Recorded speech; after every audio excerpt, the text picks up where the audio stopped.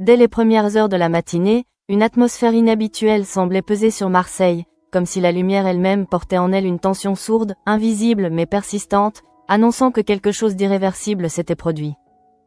Dans l'appartement de Gaëtan Lenoir, cette sensation prenait une dimension presque oppressante, transformant chaque geste en une avancée prudente dans un espace désormais marqué par la violence et le mensonge.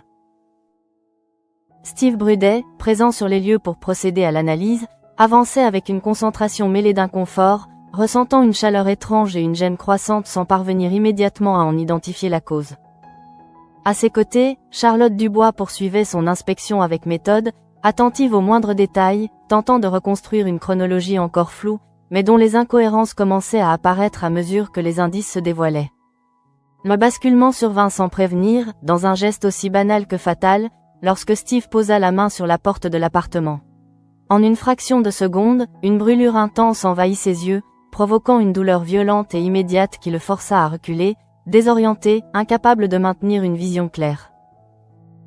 L'ammoniac, utilisé de manière délibérée, venait de révéler sa présence avec brutalité, transformant un simple contact en preuve irréfutable d'une intervention récente sur les lieux.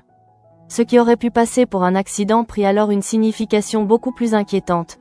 Quelqu'un était revenu après la mort de Lenoir, avec l'intention précise d'effacer des traces compromettantes.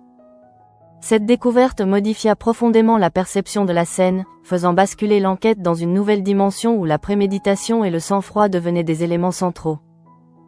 L'utilisation d'un produit chimique pour masquer les preuves témoignait d'une volonté de contrôle absolu, excluant définitivement l'hypothèse d'un geste impulsif ou désespéré.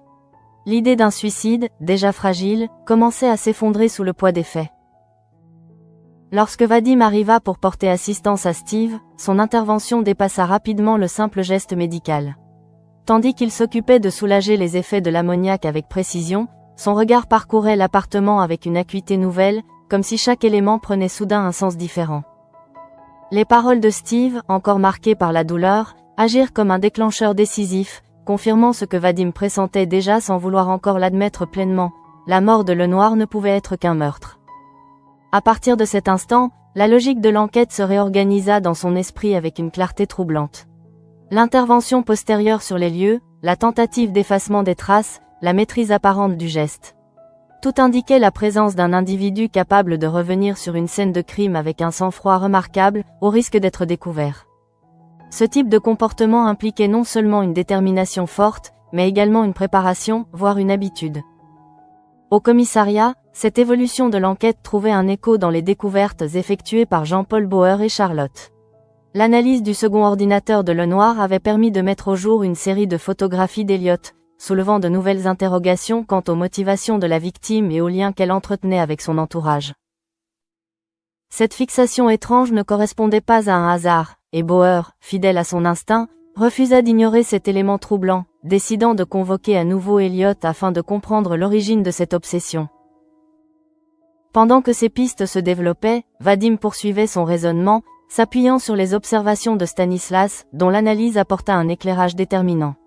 Le retour du tueur sur les lieux, combiné à la manipulation de la scène, impliquait une proximité physique avec les traces de sang, rendant probable l'existence d'une blessure. Cette hypothèse, loin d'être anodine, introduisait un élément tangible susceptible d'identifier le coupable, puisqu'une telle marque ne pouvait être dissimulée indéfiniment. Ce détail, en apparence technique, produisit chez Vadim un effet immédiat et profond, comme si une pièce manquante venait soudain de s'insérer dans un puzzle longtemps incomplet. Une image s'imposa à lui avec une netteté dérangeante, celle d'une blessure déjà aperçue, mais à laquelle il n'avait pas accordé l'attention nécessaire sur le moment. Ce souvenir, d'abord flou, gagna progressivement en précision, jusqu'à devenir impossible à ignorer. Dans le même temps, la vie quotidienne semblait se poursuivre au Mistral avec une apparente normalité, Laura préparant une randonnée avec Jennifer, Barbara et Yolande, concentrée sur des détails pratiques qui contrastaient fortement avec la gravité des événements en cours. Pourtant, derrière cette légèreté de façade, une tension persistait, imperceptible mais bien réelle, comme si l'ensemble des personnages évoluait sans le savoir dans un équilibre fragile, prêt à se rompre. Au bar, Thomas tentait également de maintenir une routine rassurante, accueillant Charlie avec bienveillance alors qu'elle cherchait du travail. Toutefois, un malaise subtil s'installait progressivement, perceptible notamment par Gabriel, dont le regard analytique ne se laissait pas tromper par les apparences. Lorsque Charlie fut prise d'un vertige soudain avant de perdre connaissance, la situation révéla une fragilité physique évidente, que Gabriel attribua à un état de sous-alimentation, tout en laissant transparaître une méfiance plus profonde, liée à des incohérences qu'il ne parvenait pas encore à formuler clairement. Mais c'est ailleurs que le véritable point de rupture se préparait. Vadim, désormais confronté à une accumulation d'indices convergents, ne pouvait plus ignorer l'évidence qui se dessinait progressivement. Chaque élément, chaque observation, chaque détail apparemment anodin contribuait à désigner une seule et même personne, transformant une simple suspicion en une certitude insupportable. Cette prise de conscience ne relevait plus uniquement de l'enquêteur, mais touchait directement l'homme, l'obligeant à faire face à une vérité qu'il n'était pas prêt à accepter. Lorsqu'il se retrouva devant la porte de la chambre de Noémie, le temps sembla suspendu, comme si l'instant refusait de basculer dans une réalité qu'il savait irréversible. Le silence qui l'entourait accentuait le poids de sa décision, rendant chaque seconde plus lourde que la précédente. Derrière cette porte ne se trouvait pas seulement une suspecte potentielle, mais une personne qu'il connaissait, une présence familière dont l'image se trouvait désormais déformée par la violence des révélations.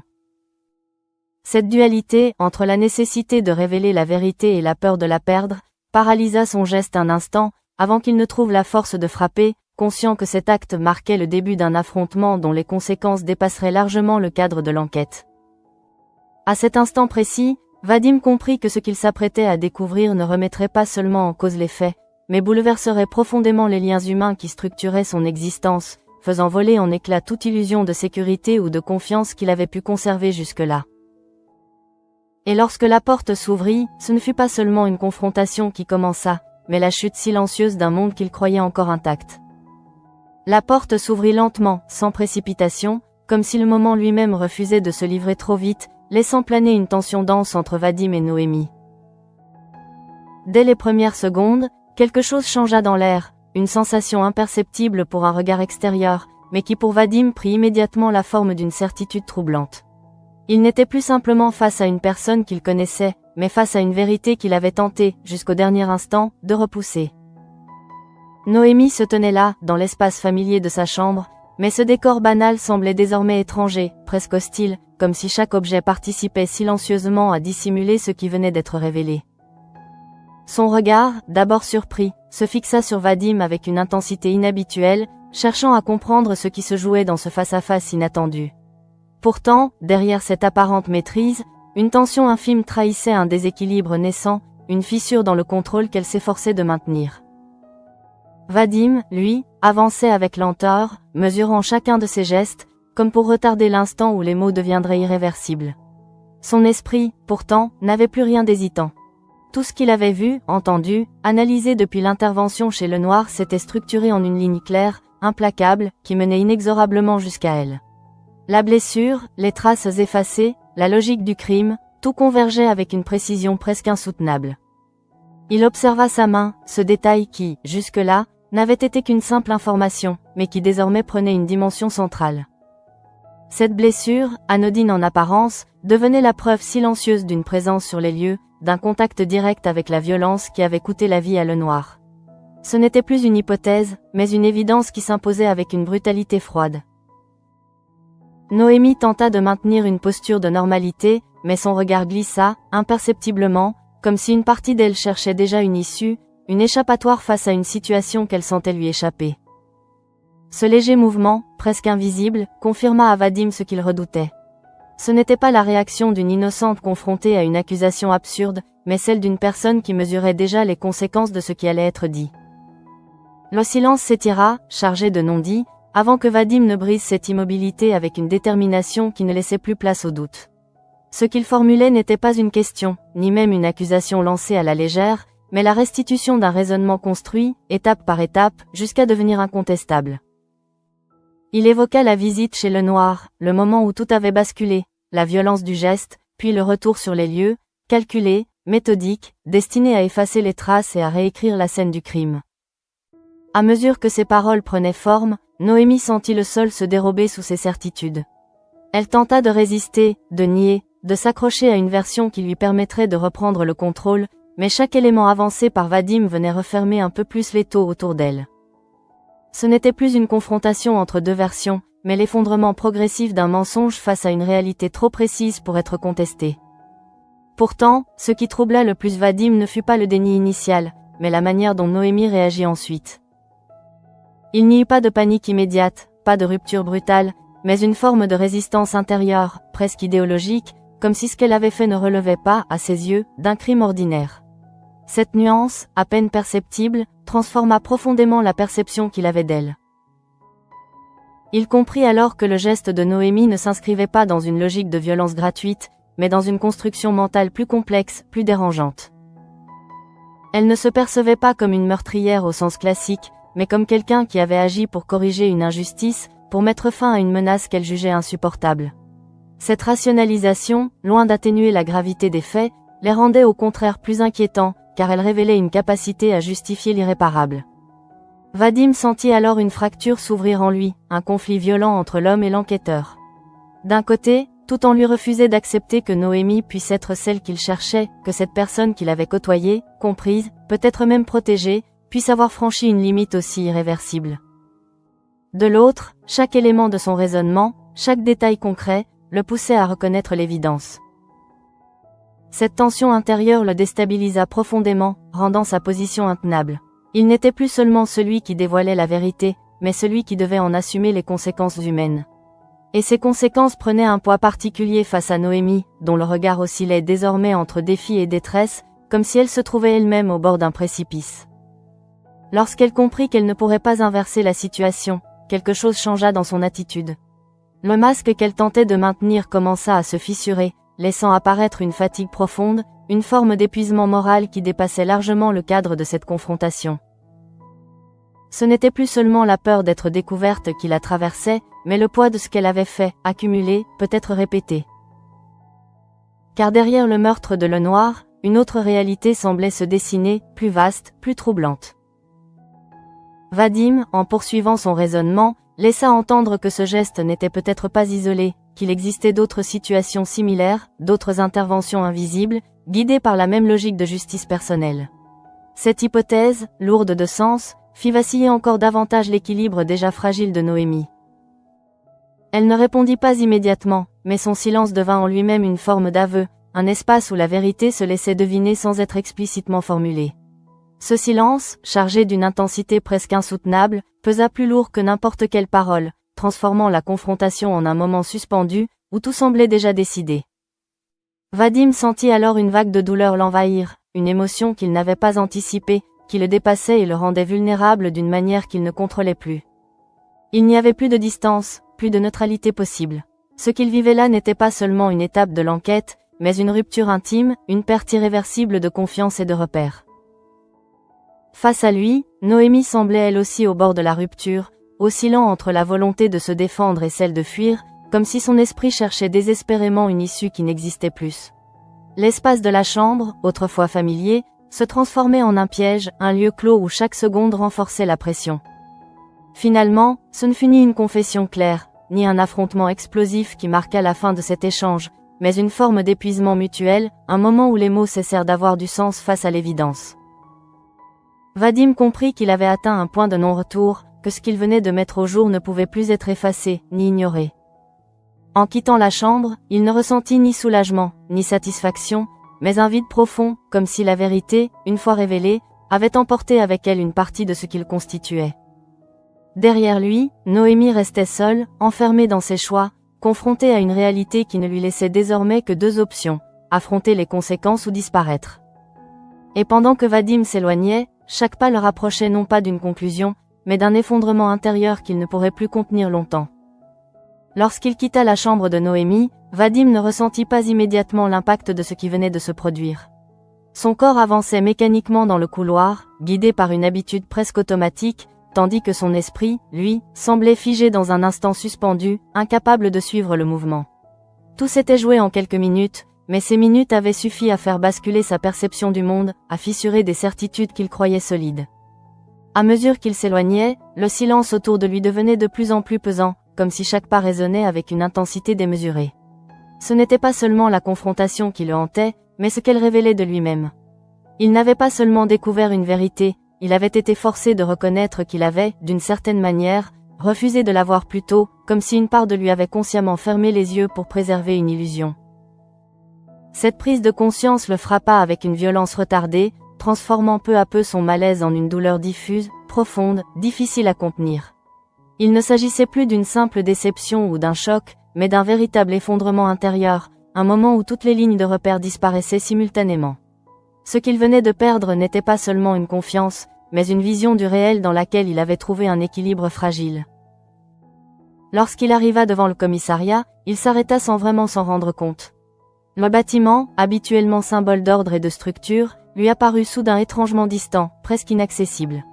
Il resta immobile quelques secondes, le regard perdu, comme incapable de franchir ce seuil qui représentait pourtant la suite logique de son action. Car entrer signifiait parler, et parler signifiait transformer ce qu'il savait en une réalité officielle, irréversible. Cette hésitation n'était pas celle d'un enquêteur face à un doute, mais celle d'un homme confronté à une décision qui allait détruire définitivement ce qui restait d'un lien humain. Vadim comprenait parfaitement ce qu'il devait faire, mais pour la première fois, cette évidence ne suffisait pas à le faire avancer. Quelque chose en lui résistait, une part plus intime, plus fragile, qui refusait encore d'abandonner complètement l'image qu'il avait de Noémie. C'est à cet instant que Patrick apparut. La présence de son père ne fut pas immédiatement perçue comme une solution, mais plutôt comme un miroir brutal de son état. Patrick, habitué à lire au-delà des apparences, comprit en une fraction de seconde que quelque chose n'allait pas, bien avant que Vadim ne prononce le moindre mot. Ce qu'il vit dans le regard de son fils ne relevait pas d'une simple fatigue ou d'une tension liée à l'enquête, mais d'un bouleversement plus profond, presque existentiel. Vadim tenta de parler, de formuler ce qu'il venait de découvrir, mais les mots refusèrent de sortir. Ce blocage soudain ne venait pas d'un manque de clarté, mais d'un excès d'émotion, comme si tout ce qu'il avait contenu jusque-là cherchait à s'exprimer en même temps, sans trouver de forme cohérente. Le silence qui s'installa entre eux ne fut pas un vide, mais au contraire un espace saturé de sens, où tout était déjà compris sans avoir besoin d'être dit. Puis, sans prévenir, la tension accumulée céda. Vadim s'effondra dans les bras de Patrick, dans un geste qui n'avait rien de réfléchi, mais qui traduisait un besoin immédiat de soutien, presque instinctif. Ce n'était pas une faiblesse, mais une rupture, un moment où le contrôle cédait face à la violence de ce qu'il venait de vivre. Les émotions qu'il avait maintenues sous pression depuis le début de l'enquête se libéraient enfin, sans filtre, sans retenue. Patrick, surpris mais immédiatement présent, l'accueillit sans poser de questions, comprenant que ce n'était pas le moment d'exiger des explications. Il posa simplement une main ferme sur son dos, un geste simple mais essentiel, offrant à son fils un point d'ancrage dans un moment où tout semblait vaciller. Cette proximité silencieuse créa un contraste saisissant avec l'agitation intérieure de Vadim, lui permettant, peu à peu, de retrouver un semblant de stabilité. Pendant ce temps, dans la chambre qu'il venait de quitter, Noémie se retrouvait seule face à une réalité qu'elle ne pouvait plus fuir. L'espace, autrefois familier, lui apparut soudain étouffant, comme si les murs se refermaient lentement autour d'elle. La confrontation avec Vadim avait laissé des traces profondes, bien au-delà de ce qu'elle avait anticipé. Elle n'avait pas simplement été mise face à ses actes, mais à leurs conséquences la plus redoutée, être vue, comprise, démasquée. Ce qui la déstabilisait le plus n'était pas l'accusation en elle-même, mais la précision avec laquelle Vadim avait reconstruit la vérité. Elle avait toujours cru maîtriser la situation, contrôler les risques, anticiper les réactions, mais elle venait de réaliser que cette maîtrise n'était qu'une illusion fragile, prête à se briser au moindre détail négligé. La blessure, ce détail qu'elle avait sous-estimé, devenait soudain le symbole de cette faille. Elle porta instinctivement son regard sur son bras, comme si elle découvrait pour la première fois la portée de ce signe, incapable désormais de le considérer comme anodin. Ce qui n'était qu'un souvenir du geste commis se transformait en preuve, en lien direct entre elle et la scène du crime. Mais au-delà de la peur d'être arrêtée, une autre inquiétude s'imposait à elle, plus profonde, plus difficile à formuler. Vadim savait, et ce savoir ne concernait pas seulement le noir. Il avait évoqué, avec une lucidité troublante, la possibilité que ce ne soit pas un acte isolé. Cette idée, qu'elle avait soigneusement enfouie, revenait à la surface avec une force inattendue. Car le noir n'était pas le premier. Cette réalité, qu'elle avait jusqu'ici contenue dans un espace mental fermé, se fissurait sous la pression de la confrontation.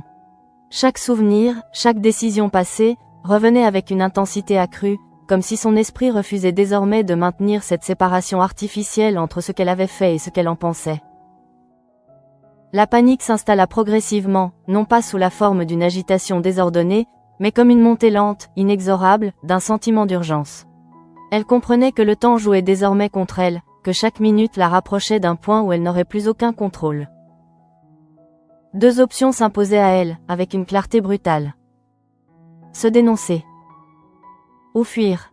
La première impliquait d'accepter les conséquences, de reconnaître publiquement ce qu'elle avait fait, de renoncer à toute forme de justification personnelle pour entrer dans un cadre judiciaire qui ne laisserait aucune place à ses motivations profondes. La seconde offrait une illusion de liberté, mais au prix d'une rupture totale avec tout ce qui constituait encore sa vie. Aucune de ces options ne lui apparaissait comme une solution.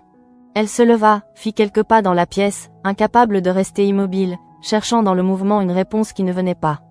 Chaque objet, chaque détail du décor lui rappelait ce qu'elle risquait de perdre, transformant son environnement en une succession de rappels douloureux. Au même moment, au commissariat, l'enquête continuait d'avancer sur d'autres fronts, renforçant sans le savoir la pression qui pesait sur elle. Elliot, confronté à Bauer et Stanislas, tentait d'expliquer la visite qu'il avait reçue d'une femme l'accusant de s'en prendre à une certaine Lucie, ajoutant une couche supplémentaire de confusion dans une affaire déjà complexe. Cette information, encore floue, venait nourrir les interrogations sans apporter de réponse claire, contribuant à un climat général d'incertitude. Mais pour Noémie, ces développements extérieurs n'avaient plus qu'une importance secondaire. Tout se jouait désormais à un niveau plus immédiat, plus personnel. Vadim allait parler. Et lorsque cela arriverait, il ne resterait plus rien à protéger. Dans ce face-à-face différé, où chacun se préparait à affronter les conséquences de ses choix, une certitude s'imposait lentement, presque silencieusement. L'équilibre fragile qui maintenait encore les apparences était sur le point de se rompre définitivement. Et lorsque cette rupture surviendrait, elle entraînerait avec elle bien plus qu'une simple arrestation. Elle révélerait une vérité que personne n'était prêt à affronter. L'OTAN semblait avoir repris son cours, mais d'une manière étrange, presque décalée, comme si chaque minute s'étirait davantage sous le poids des événements en train de se nouer. Devant le commissariat, Vadim avait peu à peu retrouvé une apparence de calme, mais cette stabilité n'était qu'une façade fragile, maintenue par l'effort conscient de ne pas céder à nouveau à l'émotion. À ses côtés, Patrick restait silencieux, attentif, laissant à son fils l'espace nécessaire pour se reconstruire suffisamment afin de pouvoir parler. Ce silence, loin d'être vide, fonctionnait comme une transition, un moment suspendu entre la révélation intime et la nécessité d'agir.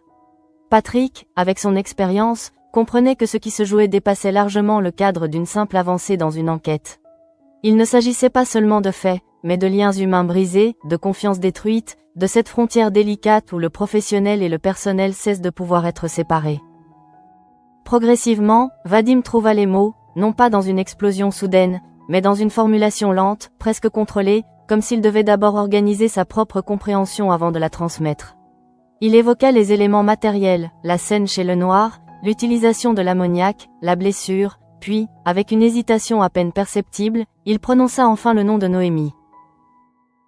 Ce moment marqua un basculement définitif. Pour Patrick, l'information ne fut pas seulement une surprise, mais une donnée qui obligeait immédiatement à reconfigurer l'ensemble de la situation. Habitué à analyser rapidement les faits, il perçut instantanément la gravité de ce que son fils venait de lui confier. Cependant, au-delà de la logique de l'enquête, il saisit aussi la dimension émotionnelle de cette révélation, comprenant que Vadim ne parlait pas seulement en tant que témoin ou analyste, mais en tant qu'homme profondément affecté. Cette double lecture le poussa à adopter une posture mesurée, évitant toute réaction excessive qui aurait pu fragiliser davantage son fils. Il ne valida pas immédiatement l'accusation, mais il ne la rejeta pas non plus, choisissant de poser des questions précises, ciblées, destinées à confirmer la solidité du raisonnement plutôt qu'à le remettre en cause. Ce dialogue, structuré mais empreint de retenue, permit à Vadim de stabiliser son discours, de transformer ce qui n'était encore qu'une vérité émotionnelle en un enchaînement logique cohérent. Pendant ce temps, au sein du commissariat, Bauer et Stanislas poursuivaient leur travail, sans encore connaître la révélation centrale qui venait d'être faite. L'audition d'Elliot apportait de nouveaux éléments, mais ceux-ci restaient partiels, fragmentés, incapables de dessiner une image claire. L'histoire de cette femme venue l'accuser, accompagnée d'un jeune garçon, introduisait une dimension supplémentaire, élargissant le champ des possibles sans pour autant réduire l'incertitude.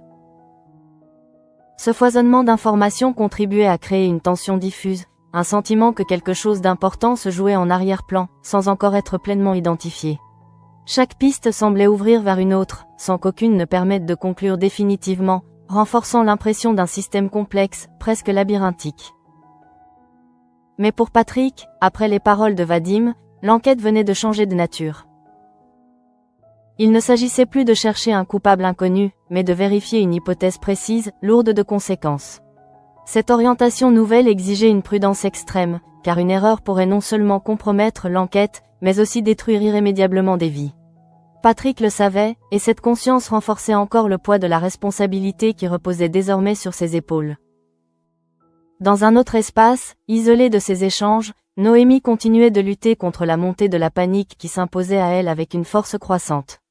L'OTAN, qu'elle avait toujours su manipuler à son avantage, devenait désormais son principal ennemi. Chaque seconde qui passait augmentait la probabilité que Vadim parle, que l'information circule, que le mécanisme judiciaire se mette en marche. Cette perception transforma son rapport à la réalité. Elle ne voyait plus son environnement comme un lieu familier, mais comme un espace transitoire, un endroit qu'elle pourrait devoir quitter à tout moment. Cette idée, d'abord abstraite, se concrétisa progressivement, prenant la forme de scénarios précis, presque logistiques. Partir, disparaître, couper les liens, effacer les traces. Toutes ces options, qu'elle n'avait jusqu'ici envisagées que de manière théorique, devenaient soudain des possibilités concrètes. Pourtant, à mesure que ses pensées s'organisaient, une résistance intérieure apparaissait. Fuir signifiait abandonner. Pas seulement un lieu, mais une identité, une cohérence interne qu'elle avait construite autour de ses actes. Car si elle avait agi, ce n'était pas, à ses yeux, par simple impulsion, mais selon une logique qu'elle jugeait nécessaire. Cette conviction, profondément ancrée, entrait en contradiction directe avec l'idée de fuite, qui impliquait une reconnaissance implicite de culpabilité. Ce conflit interne ralentissait sa prise de décision, la maintenant dans un état d'indécision douloureux, où chaque option semblait à la fois inévitable et insupportable. Elle marchait dans sa chambre sans réellement percevoir les objets qui l'entouraient, absorbée par ce débat intérieur qui ne trouvait pas d'issue. Au commissariat, la situation évoluait également, bien que de manière moins visible. Patrick, après avoir écouté Vadim, comprit qu'il ne pouvait pas agir immédiatement sans risquer de compromettre la solidité du dossier. Il devait vérifier, recouper, observer, s'assurer que chaque élément s'inscrivait dans une logique irréfutable. Cette nécessité introduisait un délai, court mais crucial, qui laissait encore à Noémie une marge d'action, sans qu'elle en ait conscience. Vadim, de son côté, oscillait entre soulagement et angoisse. Avoir parlé avait allégé une partie du poids qu'il portait, mais cette libération s'accompagnait d'une nouvelle tension, liée aux conséquences inévitables de cette révélation. Il savait que le processus était désormais enclenché, que rien ne pourrait arrêter ce qui allait suivre, et cette certitude rendait chaque instant plus lourd. Il observa son père, cherchant dans son attitude une forme de direction, une confirmation qu'il avait fait le bon choix. Mais Patrick, fidèle à sa rigueur, ne donnait pas de réponse simple. Son regard restait concentré, analysant, pesant chaque possibilité, incarnant cette distance nécessaire pour affronter la réalité sans se laisser submerger. Ce contraste entre leurs états respectifs accentuait encore la tension, créant une dynamique où l'émotion et la raison s'entremêlaient sans jamais se résoudre complètement. Pendant ce temps, Noémie approchait elle aussi d'un point de bascule. L'indécision qui l'avait paralysée jusque-là commençait à se fissurer, non pas sous l'effet d'une révélation soudaine, mais sous la pression cumulative des éléments qui s'accumulaient contre elle. Elle comprenait que rester passive n'était plus une option, que l'inaction la conduirait inévitablement à être dépassée par les événements. Cette prise de conscience ne lui apporta pas de solution immédiate, mais elle modifia profondément sa posture intérieure. Elle n'était plus dans l'attente, mais dans une préparation, une anticipation de ce qui allait suivre. Ce changement, subtil mais décisif, marquait le début d'une transition vers une action qui, quelle qu'elle soit, aurait des conséquences irréversibles. À cet instant précis, les trajectoires de Vadim et de Noémie, bien que séparées physiquement, convergeaient vers un même point critique. L'un avançait vers la formalisation de la vérité, l'autre vers une décision qui déterminerait sa survie ou sa chute. Et entre ces deux mouvements, le temps continuait de s'écouler, inexorablement, rapprochant chacun d'eux d'un moment où plus rien ne pourrait être retenu. La nuit s'installa progressivement sur Marseille, enveloppant la ville d'une obscurité dense qui semblait absorber les tensions accumulées au fil de la journée sans pour autant les apaiser. Derrière ce calme apparent, chaque personnage poursuivait silencieusement une trajectoire intérieure marquée par l'incertitude et la gravité des choix à venir, comme si l'ensemble des événements convergeait vers un point où toute illusion de contrôle disparaîtrait définitivement. Au commissariat, l'activité se poursuivait avec une rigueur presque mécanique, mais l'atmosphère avait changé, laissant place à une concentration plus lourde, plus contenue, révélatrice d'un moment charnière dans l'enquête. Patrick Nebout, assis à son bureau, reprenait mentalement les éléments que Vadim lui avait confiés, cherchant à les articuler dans une structure suffisamment solide pour justifier une intervention officielle sans compromettre la crédibilité du dossier. Il savait que la moindre erreur d'appréciation pourrait fragiliser l'ensemble du processus, transformant une intuition juste en accusation prématurée, et c'est précisément cette exigence de précision qui ralentissait volontairement sa prise de décision. À quelques mètres de là, Vadim peinait à trouver sa place dans cet environnement qu'il connaissait pourtant parfaitement. L'acte de parler, loin de l'avoir libéré, avait rendu la situation plus tangible, plus irréversible, comme si chaque mot prononcé avait contribué à transformer une vérité intérieure en réalité concrète. Il oscillait entre le besoin de rester impliqué et celui de s'éloigner, incapable de stabiliser une position claire face à ce qu'il venait de déclencher. Son esprit revenait sans cesse à la confrontation avec Noémie, à cette manière qu'elle avait eue de ne pas s'effondrer totalement, mais de ne pas nier non plus, laissant apparaître une zone d'ambiguïté troublante où la culpabilité semblait coexister avec une forme de justification intime. Cette complexité rendait la situation particulièrement difficile à accepter, car elle empêchait toute lecture simple des faits. Vadim ne parvenait pas à réduire Noémie à une figure univoque, et cette impossibilité de trancher émotionnellement entre rejet et compréhension alimentait un trouble profond, presque paralysant. Il savait que l'enquête suivrait son cours, que la logique judiciaire finirait par imposer sa propre grille de lecture, mais une part de lui résistait encore à cette simplification nécessaire. Dans le même temps, isolée dans sa chambre, Noémie se trouvait confrontée à une temporalité radicalement différente, où chaque minute semblait s'étirer sous le poids de ses propres pensées. Le silence n'était plus un simple décor, mais un amplificateur de toutes les tensions intérieures qu'elle tentait encore de contenir. Elle avait cessé de chercher une explication rationnelle à ce qui lui arrivait, car la confrontation avec Vadim avait déjà mis en lumière l'essentiel. Elle avait été comprise, et cette compréhension rendait toute stratégie de dissimulation presque illusoire. Ce qui la frappait désormais avec le plus de force n'était pas seulement la perspective d'être arrêtée, mais la perte totale de maîtrise sur le récit de ses propres actes. Jusqu'à présent, elle s'était construite une cohérence interne, une logique qui donnait un sens à ce qu'elle avait fait, mais cette cohérence ne pouvait survivre au regard extérieur, encore moins à celui d'un système judiciaire qui ne reconnaîtrait jamais les nuances qu'elle percevait elle-même comme essentielles. Cette prise de conscience transformait la situation en une impasse, où aucune des options disponibles ne correspondait réellement à ce qu'elle était. L'idée de se dénoncer impliquait une forme d'abandon absolu, non seulement face à la loi, mais face à elle-même, comme si elle devait renoncer à toute justification pour accepter une définition extérieure de ses actes. À l'inverse, envisager la fuite revenait à s'engager dans une existence entièrement fondée sur la dissimulation, coupée de tout ce qui constituait encore ses repères. Entre ces deux extrêmes, aucune solution intermédiaire ne semblait possible, et c'est précisément cette absence d'issue qui alimentait son état de tension. Dans ce contexte, le moment de bascule ne prit pas la forme d'une décision claire, mais plutôt d'un glissement progressif vers l'action, comme si l'immobilité devenait insoutenable. Noémie se leva, se dirigea vers ses affaires et commença à rassembler quelques objets sans véritable logique apparente, guidée davantage par une nécessité d'agir que par une stratégie réfléchie. Chaque geste semblait répondre à une urgence intérieure, mais cette urgence elle-même restait indéterminée, oscillant entre le besoin de fuir et celui de reprendre le contrôle. Cependant, à mesure qu'elle avançait, une résistance persistante ralentissait son mouvement, introduisant des pauses, des hésitations qui trahissaient l'impossibilité de s'engager pleinement dans une direction. Le sac ouvert devant elle devenait le symbole de cette indécision, un espace où tout était prêt sans que rien ne soit encore véritablement choisi.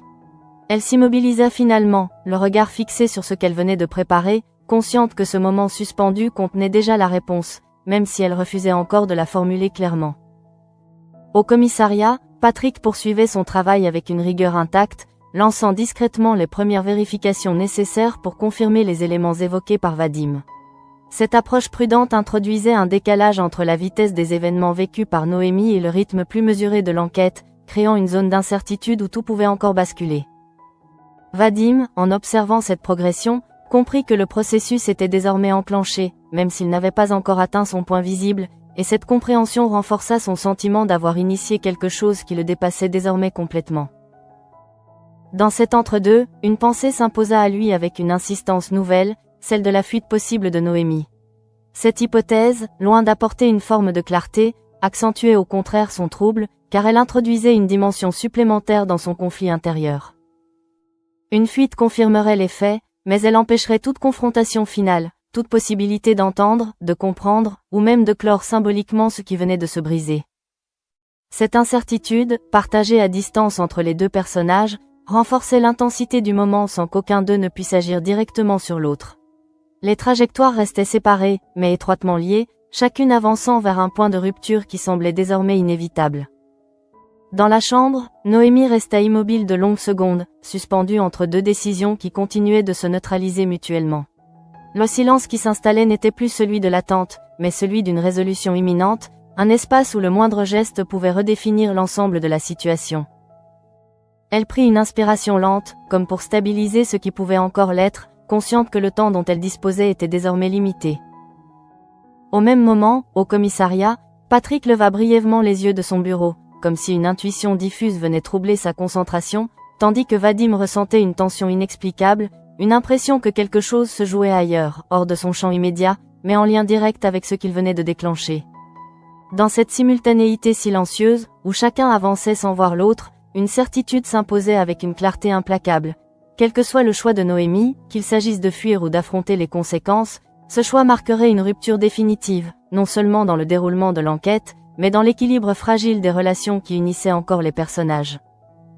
Et dans cette nuit qui semblait tout absorber sans rien résoudre, l'histoire ne se concluait pas, elle se transformait, laissant en suspens une décision dont l'impact ne ferait que commencer à se révéler.